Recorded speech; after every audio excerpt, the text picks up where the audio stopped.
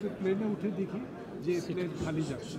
আর একটা কমন অভিযোগ যে আমার যে রুটগুলো ছিল সেগুলো কমে এসছে। আর একটা কমন অভিযোগ সবচেয়ে বেশি যেটা ডায়াসপোরা রিলেটেড, সেটা হচ্ছে যে নিউ ইয়র্কে আমি কেন যেতে পারছি না আমার বিবেক। অথচ আমার দৃঢ় বিশ্বাস যে নিউ ইয়র্কে বোধহয় ডেলি 2-3টে ফ্লাইট দিতে হবে, যে পরিমাণ মানুষ আসা যাওয়া করে, বাংলাদেশের মানুষ আসা যাওয়া করে। তো সেই সব বিষয়গুলো দেখা হবে এবং সেটা নিয়ে আমরা বা বিআর কাজ করে যাচ্ছে।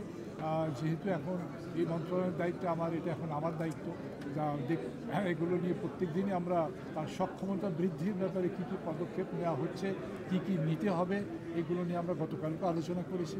যেটা আজকে শেষ মুহূর্তে আমি বললাম যে আলোচনার মধ্যে এটা সীমাবদ্ধ নয়, এটাকে কার্যকরী কীভাবে করা যায় এবং চাক্ষুষ সেটিকে দেখা যায়। সেই জন্য আমি সিটে বসে কাজ করি না, আমি সবসময় ওই ইন্সপেকশনে যাই, ভিজিট করি, যেটাতে ফলপ্রসূ হয়। এক বন্ধু বলেছিলেন যে আমি কন্ট্রোল রুমের অভাব আছে, কন্ট্রোল রুম থেকে আমি দেখতে পাবো যে কোথায় কী হচ্ছে।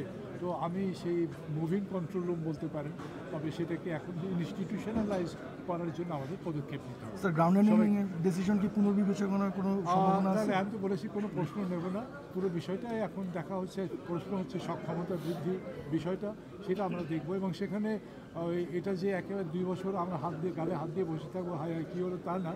এখানে আছে যে যদি তার সক্ষমতার অভাব হয় সেখানে বিকল্প ব্যবস্থা নেওয়া যায়। তো সুতরাং এটা ওই ক্লোজ এন্ডেড না, এটা ওপেন এন্ডেড। ধন্যবাদ।